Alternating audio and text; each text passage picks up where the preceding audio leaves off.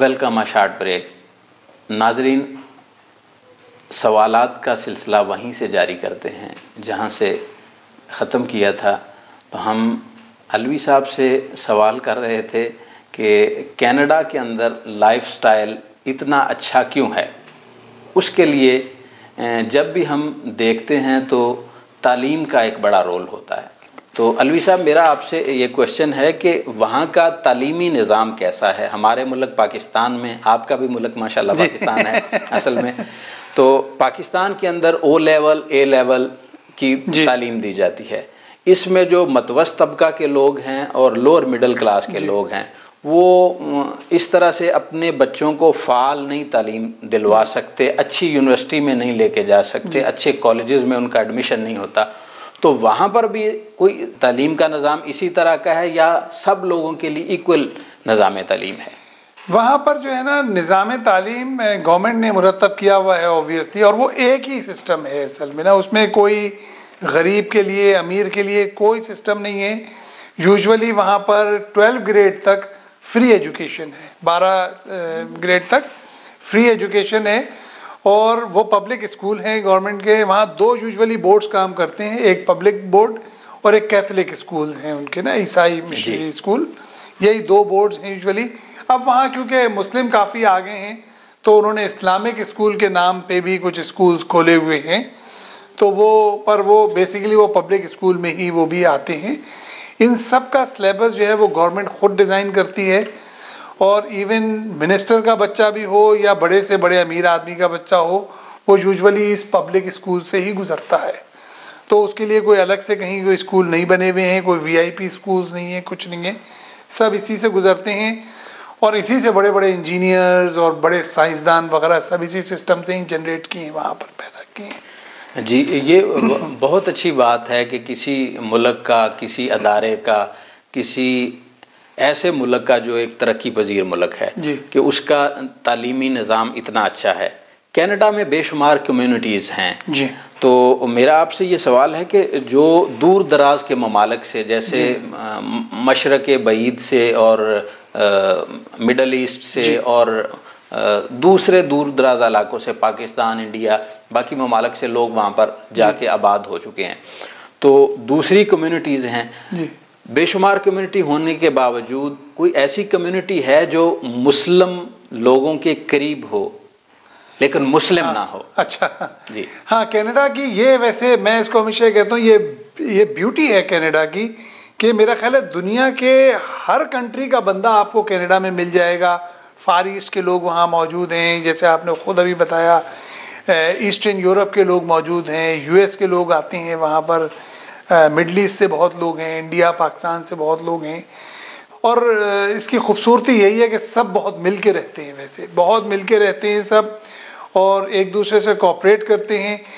Indians वैसे मैं कहूँगा कि मैं क्योंकि पाकिस्तानी हूँ तो मैं ओवरऑल मैं उसी एंगल से बात करूँगा।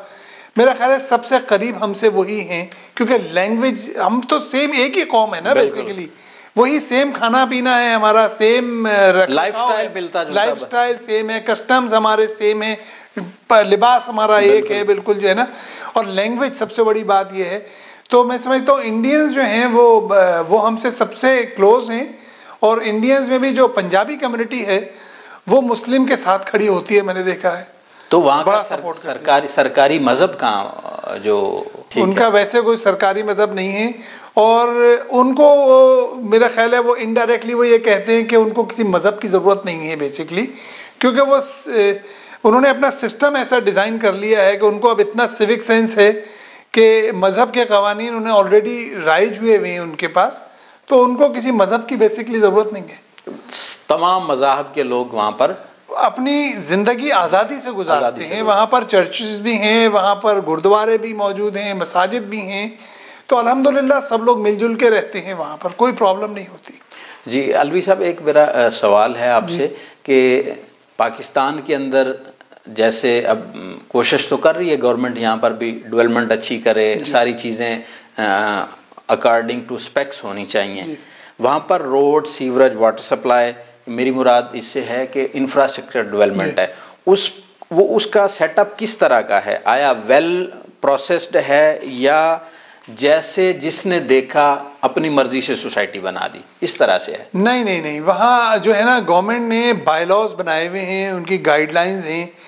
और मान लें कि अगर कोई प्राइवेट, जैसे आपके यहाँ की सोसाइटीज़ होती हैं, मैं अगर उसी एंगल से बात करूँ, हमारे यहाँ वो बिल्डर्स कहलाते हैं असल में, कि माने एक बिल्डर 500 घर लेके आ रहा है बनाने के लिए, तो मगर वो जो ये जो आपने इंफ्रास्ट्रक्चर जो डाला जाएगा ना, बिल्डर ही डलवाएगा, मगर बिल्डर डलवाएगा जो रजिस्टर्ड कॉन्ट्रैक्टर्स हैं सिटी के जी, उन्हीं के थ्रू डलेगा और सिटी के बायलॉज के हिसाब से ही डलेगा।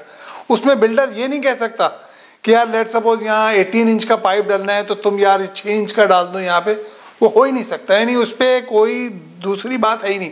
अगर वहाँ 18 का डलना है तो 18 का ही डलना है बस। तो इसीलिए जो है ना, जो ये जो स्टैंडर्ड है ये यूनिफॉर्म है एवरीवेयर।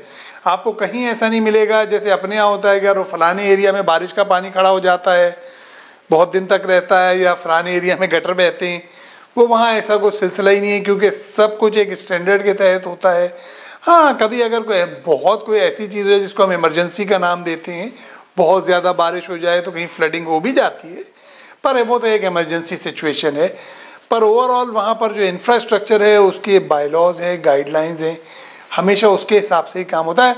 और पब्लिक को उससे कोई वो नहीं है कि वो पब्लिक उसमें जाके देखे कि यार ये वाला बिल्डर कैसे काम कर रहा है, या वो सबको पता है यार वो तो स्टैंडर्ड है, वो कोई भी बिल्डर हो ऐसे ही काम होगा। अलवी साहब, पाकिस्तान के अंदर भी ये कानून तो सारे मौजूद हैं, यहाँ पर भी कंसल्टेंट हैं, कॉन्ट्रैक्टर हैं, बिल्डर हैं, डेवलपर हैं। अब इसी तरह से सोसाइटियाँ लोग प्लान करके आते हैं, लेकिन बदकिस्मती से होता यह है कि हम लोग दिखाते कुछ और हैं, बेचते कुछ और हैं, और उन्हें डिलीवर कुछ और होता है। प्रॉपर लोग डिलीवर नहीं करते, जो आपने लोगों के साथ वादा वईद किया होता है उसको पूरा नहीं करते, प्रॉपर फुलफिल नहीं करते। उसके लिए डिज़ाइन के अंदर यहाँ पर भी इदारों को डिज़ाइन सबमिट करते हैं, आप डिज़ाइन के बाद फिर आपने उसकी एग्जीक्यूशन करवानी होती है, उसके लिए बाकायदा कंसल्टेंट हायर करते हैं। लेकिन लोग जैसे घर बेचा, प्लॉट बेचा, सेल करके निकल गए, तो फिर अब वो खुद देख रहे होते हैं कि कोई गवर्नमेंट का नुमाइंदा आए जो हमारी इन मामलात को रहनुमाई करे और इनको ठीक करवाए। तो उससे रेलेवेंट मेरा एक क्वेश्चन है कि वहाँ पर जो चेक एंड बैलेंस के लिए क्या प्रॉपर अदारे मौजूद हैं, कंसल्टेंट भी हैं, या फिर लोग खुद से ही ये सारी चीज़ें नहीं? वहाँ पर जो है ना वो ये सिटी का काम है। लेट्स सपोज आप इवन अपना घर भी बना रहे हैं वहाँ, अगर तो आपको हर स्टेज के ऊपर सिटी के इंस्पेक्टर से उसको अप्रूव कराना है। लेट्स सपोज आपने वो प्लिंथ जिसको हम कहते हैं बेस बनाने के लिए जब आप खुदाई करते हैं, एक्सकेवेशन करते हैं जी, एक्सकेवेशन जो करते हैं, तो वो आपको एक्सकेवेशन का आपके पास पर बुक्स में लिखा हुआ है आपके कि भाई कितने फिट के खोदना है, और उसके बाद जो उसका कंक्रीट वर्क होना है वो कैसे होना है। तो जो कंक्रीट की कंपनी उसको कंक्रीट करने के लिए आएगी उसको भी पता है कि कैसे होना है। इन सब के बावजूद जब वो कंक्रीट वर्क आप कर देंगे तो सिटी का इंस्पेक्टर आके उसको इंस्पेक्शन करेगा, पास करेगा, काम आगे बढ़ेगा। अगर वो वहीं फेल हो गया तो आपको दोबारा से कराना पड़ेगा उसको। और ये हर स्टेज के ऊपर है सर। जी, गुड हो गया। इससे रेलेवेंट ये एक मेरा क्वेश्चन है कि बिल्डिंग यहाँ पर तो बाज़-औक़ात हमारे लोग बिल्डिंग बना देते हैं, तो फिर बाद में पता चलता है कि इसके 6 फ्लोर अप्रूव हैं, ऊपर वाले 6 अप्रूव नहीं है, तो ऊपर वाले 6 फ्लोर को गिरा दिया जाता है। My God. तो बाज़-औक़ात आपने देखा होगा कि खबरों में पिछले दिनों कुछ इश्तिहारात चलते रहे, आपने देखा है कि पूरे के पूरे बिल्डिंग्स खाली करवाने पड़े और लोग उसको डिमोलिश करते हैं। तो क्या वहाँ पर भी इस तरह की प्रैक्टिस? अरे नहीं सर, ये तो आउट ऑफ क्वेश्चन बात है। और ये जो खबरें आपने जो आप बता रहे हैं, ये वहाँ हमने खबरें सुनी हैं, और पर्सनली मैं खुद इस बात पे बहुत दुखी हूँ।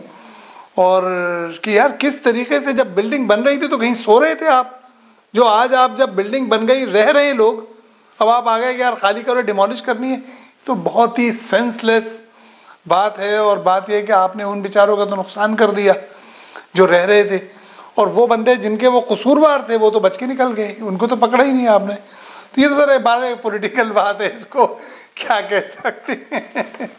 जी, एक पर्सनली सवाल है आपसे कि पाकिस्तान का कौन सा इलाका या शहर कनाडा से रिजेंबल करता है, या आपको इस तरह से फीलिंग होती है कि यार मैं उस इलाके में जाऊं, उस शहर में जाऊं तो मुझे अपने देश की फीलिंग आएगी, या वहाँ के लोगों की कुछ हैबिट्स मिलती हों, कुछ वैल्यूज़ मिलती हों?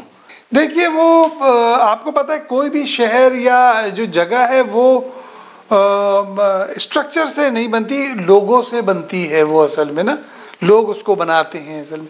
अगर वो जगह बहुत अच्छी है, बहुत खूबसूरत घर बने हुए हैं, और अगर वहाँ के लोग ही सही नहीं है या वहाँ का सिस्टम सही नहीं है तो वो रिजेम्बलेंस तो आएगी नहीं। ओवरऑल आपको पता है यहाँ का जो हाल है, मगर मेरा अक्सर लोगों से बातचीत होती है वहाँ भी, तो इस्लामाबाद जो लोग जाते हैं तो वो थोड़ा कदरे सुकून का सांस लेते हैं और कुछ तारीफ़ करते हुए निकलते हैं कि हाँ यार पाकिस्तान में अगर कोई जगह है तो बस वो इस्लामाबाद है। हाँ, उसकी वजह ये भी है कि इस्लामाबाद एक प्लांट शहर है। जी प्लांट शहर है और मेंटेन होता रहता है ज़्यादा, मतलब है कि वो गार्बेज की और सारी चीज़ें हैं, वरना बाकी शहरों में तो ज़रा हाल बुरा है। तो इस पॉइंट ऑफ व्यू से मैं एक इस्लामाबाद को कुछ नंबर दे सकता हूँ, अदरवाइज तो वैसे नहीं है। पाकिस्तान में लोग एजुकेशन के बाद हमारे यहाँ एजुकेशन हासिल करने के बाद फिर रोज़गार की तलाश में निकलते हैं और बाज़ औक़ात कई साल लग जाते हैं, रोज़गार नहीं मिलता है। सही कह रहे हैं। हमारे कुछ दोस्त अहबाब जो वहाँ पर सेटल हैं वो भी बताते हैं कि वहाँ पर तो रोज़गार लोगों को तलाश करता है। सही है। आया ये ठीक है या सिर्फ सुनने की हद तक है? नहीं, ये बिल्कुल सही बात है। मैं आपको बताऊं कि वहाँ पे होता ये है कि काफ़ी कैटेगरीज फील्ड्स के अंदर उनकी ग्रेजुएट होने से पहले, यानी कि जैसे बच्चा अगर ग्रेजुएट कर रहा है तो ग्रेजुएशन से पहले ही वहाँ पर जो है ना इदारे आते हैं और वो बच्चों के इंटरव्यू करते हैं और उसमें से सिलेक्ट कर लेते हैं अपने लिए, और वो अपॉइंटमेंट लेटर उनको एक तरह से उसी वक्त कमिटमेंट दे देते हैं कि भाई आप जैसे ही फारिग होंगे तो आप हमारे पास आ जाइए। तो ये अब हर फील्ड के लिए भी वैसे नहीं है, मगर काफ़ी फील्ड्स के लिए ये है। और इसके अलावा वहाँ पर एक चीज़ और भी है जो मैंने यहाँ ज़रा कम ही देखी है, या हो सकता है अब यहाँ भी राइज हो रही हो, मुझे पता नहीं है। वो एक तरह का है कोऑप करना या स्कॉलरशिप लेना ना किसी इदारे के अंदर। स्कॉलरशिप भी सही वर्ड नहीं है उसके लिए, यानी कि आप वॉलंटियर वर्क करना किसी इदारे के अंदर। जैसे नर्स अगर कोई बन रहा है या बन रही है तो वो अपनी ड्यूरिंग एजुकेशन किसी एक हेल्थ इंस्टीट्यूशन के अंदर जाके अपनी खिदमत दे वॉलंटियरली, तो वो वहाँ पर ये कॉन्सेप्ट बहुत ज़्यादा है, प्रैक्टिकल एक्सपीरियंस लेना असल में ना, और वो यूजुअली वो अनपेड होता है असल में। मुझे यहाँ पता नहीं कि अब हो सकता है यहाँ भी कोई तब्दीली आ गई हो। डॉक्टर लोग सिर्फ डॉक्टर्स का ही सुना है मैंने, मगर वहाँ पर यूजुअली हर फील्ड में ही ऐसा है। और इवन वहाँ पर मैंडेटरी है ग्रेड 12 से पहले, यानी जब आप स्कूल में हैं तो आपको कुछ आवर्स जो है वो वॉलंटियर वर्क करना बहुत ज़रूरी है, मैंडेटरी है, वरना यूनिवर्सिटी एडमिशन नहीं देती है। बिल्कुल सही, वो कोर्स का हिस्सा है और वो मिनिमम मेरा ख्याल है 40 आवर्स है। और बच्चे मैंने ऐसे भी देखे हैं जो हज़ार घंटे वॉलंटियर आवर जिन्होंने किया होता है असल में ना। तो वॉलंटियर आवर आप कहीं भी कर सकते हैं, मसाजिद में कर सकते हैं, अपनी कम्युनिटी के प्रोग्राम्स जो होते हैं उनमें कर सकते हैं, वेलफेयर के बेशुमार, हाँ लाइब्रेरीज में जाके अपनी खिदमत दे सकते हैं, हॉस्पिटल के बाहर दे सकते हैं, पेशेंट्स को गाड़ी से लेकर जाके बिठा, जरूरी नहीं आपको इलाज ही करें उनका, सिर्फ उनको रिसेप्शन से जब वो पेशेंट बाहर निकल रहा है हाथ पकड़ के उनका लाके गाड़ी तक बिठाना उनको, ये सारे काम।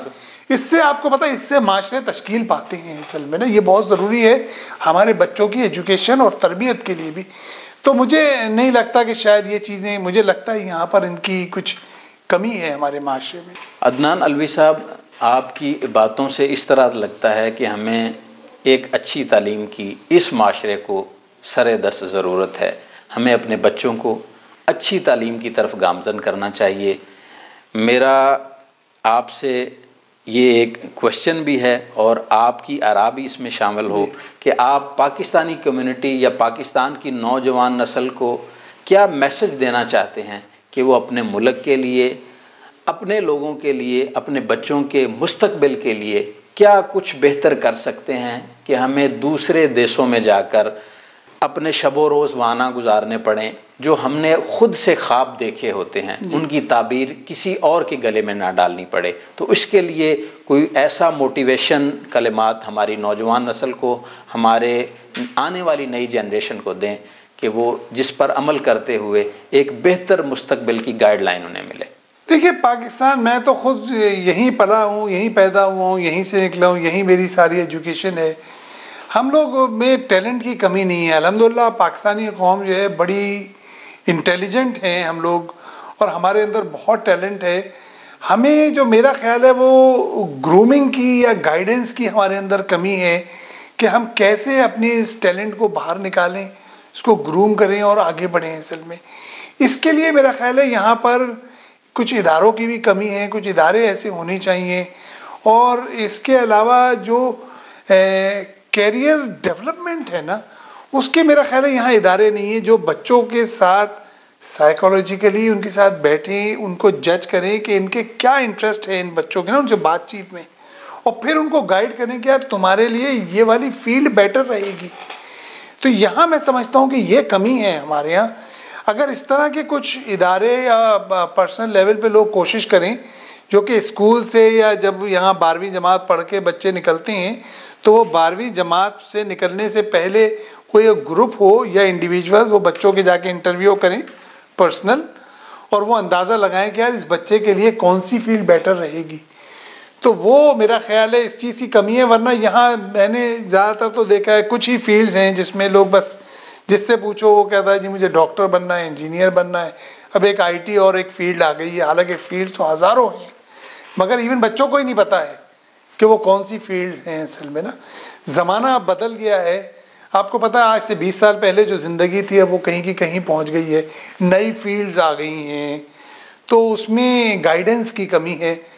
तो अगर कुछ लोग या कोई इदारे आकर बच्चों को ऐसी ट्रेनिंग दें तो इससे हमारे यहाँ मेरा ख्याल है जनरेशन्स में आगे फिर तब्दीली आएगी और ये मुल्क भी आगे बढ़ेगा इंशाल्लाह। जी, तो अदनान अलवी साहब आपका बहुत शुक्रिया, आप प्रोग्राम में तशरीफ़ लाए। नाजरीन, जैसा कि अदनान अलवी साहब ने बताया कि हमारे यहाँ टैलेंट तो बहुत ज़्यादा है लेकिन उसको ग्रूम करने की ज़रूरत है। हमें अपने टैलेंट को कैसे उभारना है इसके लिए हमें ख़ुद से भी सोचना पड़ेगा कि हमने किस समत जाना है। अपने बच्चों का, अपना सबका गिरदो नवा का ख्याल रखिएगा। अपने मेज़बान इकबाल साजिद को इजाज़त दीजिए। अल्लाह निगहबान।